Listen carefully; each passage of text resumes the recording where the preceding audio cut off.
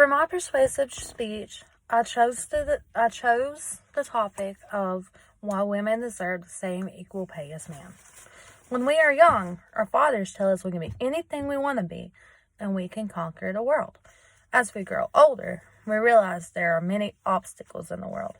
One of these obstacles includes the gender wage gap. What is the gender wage gap? The gender wage gap is where men make more than women. Some may say because men are superior to women. Some may say because men work harder than women. People say many different things about the gender wage gap. That's why I'm here. For this speech, I chose to tell you why women deserve the same pay as men. I'd like to open with a quote by Susan B. Anthony. I do not demand equal pay for any woman, save those who do equal work and value scorn to be coddled by your employers. Make them understand that you are in their service as workers, not as women. This quote was found on NC Live in an article called The Cost of Being a Girl.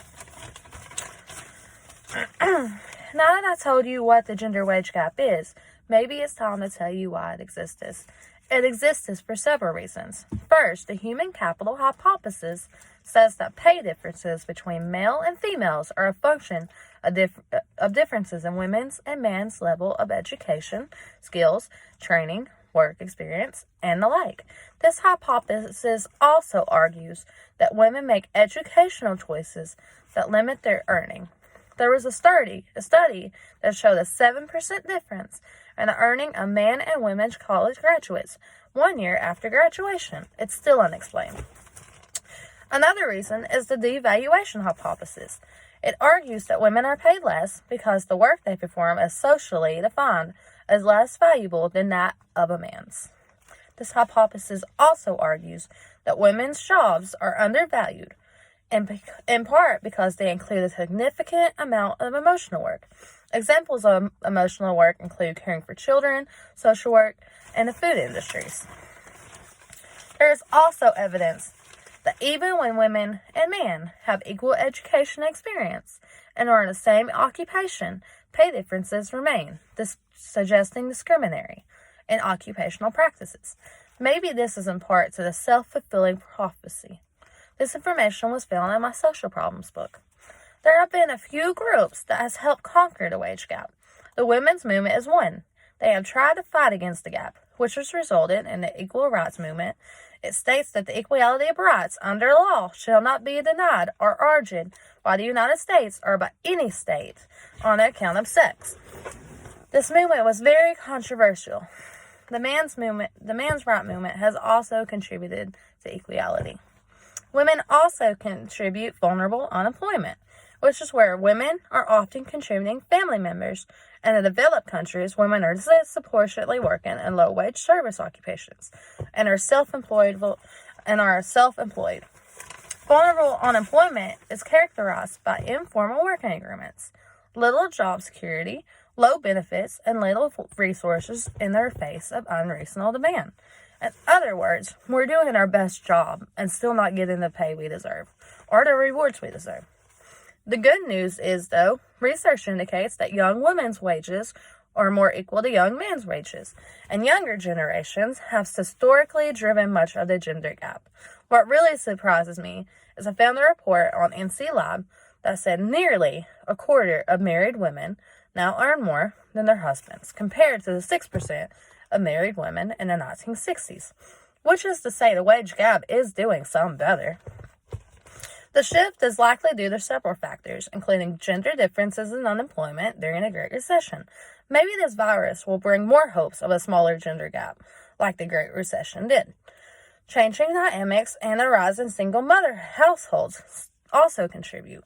Speaking of the virus, CNN says over the short run, they predict working moms will shoulder a higher burden than dads when it comes to providing childcare in the pandemic. Millions of dads have suddenly been forced to stay at home with their children. This historic moment could forever shift dynamics in both firms and families, leading to greater equality down the road.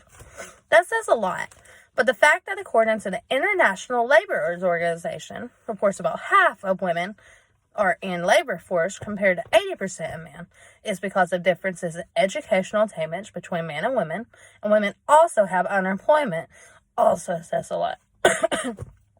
Women in the workplace are more likely to hold positions of little or no authority within the work environment, to receive lower wages than men. Over 95% of chief executive officers of the world's population are men. Just 23% have a female CEO. Because of that, it contributes to the fact that opportunity structures for men and women differing. Another thing I bet you haven't learned about is occupational sex. Occupational sex is a segregation conception of women in certain occupations and men in other occupations. But a lot of both genders are in the same occupation. This results in the glass escalator effect, which is when men in traditionally female-held jobs have an advantage in hiring, promotions, and a higher salary. The occupational sex segregation continues for multiple reasons, including cultural beliefs. I also took it in my own account to figure out what people thought about the gap, so I took a survey. My brother refuses to continue the gap. He owns his own bar. He pays equally. My other brother refuses to admit the wage gap really exists and doesn't want to talk about it. My boyfriend doesn't believe that women and men should be doing the same work in the first place. His father and father's friend both own their own business. And myself, who has both been sexually and verbally assaulted by men in the workplace, but has been told time and time again I'll make less than my male coworkers while doing the same job and working twice as hard as them. A fact, not an opinion. It can be proven. And calculated the gender gap, we use two measures. The first is the control gap. The controlled gap is the median salary for men and women with the same job and qualifications. The second is the measure median salary for all men and women. The gender gap is smaller in middle-income countries, which tend to be countries with low labor force participation of women. In 2014, full-time working women in the United States earn an average 82.5% of the median annual earnings of men working full-time. Racial differences also exist. Black women earn just 64% of white men's salary. Hispanic women earn just 56% of white men's salaries. For the average woman in 2013, closing the gender gap will mean an additional $1,087, which could be used for 5 months of groceries, 3 months of rents and utilities, 3 months of childcare, and 4 months of health insurance premium, 4 months of student loans payments, and finally, 7 tanks of gas. Over the past 5 years, the pay gap has continued to decline, and between 2015 and 2019, the uncontinued gender gap improved by 0.5%. Women went from earning 74 cents to 79 cents for every dollar man earned. This controlled gender pay gap improved to 98 cents per dollar a man earned compared to 97 cents in 2015. Women make only 2/3 of minimum wage workers in the United States and are more likely than men to live in poverty. Finally, as indicated, closing the gender gap has slowed down since the 1980s and early 90s. At the present rate of progress, it is predicted that the gender gap won't be closed until 2058. I hope I showed you how much the gender gap hurts women and their families, considering over 7 million families are held by single working mothers. For my visual, I have $1. It's a plain dollar. It's a regular dollar. But this dollar symbolizes more than just a dollar. This dollar symbolizes the fact that women and men make less. This dollar that I have right here, considering I'm just a woman, could be actually $2 for a man.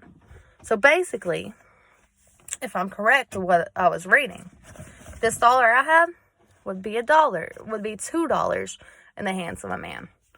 It's really, really inconvenient that women have to go through this.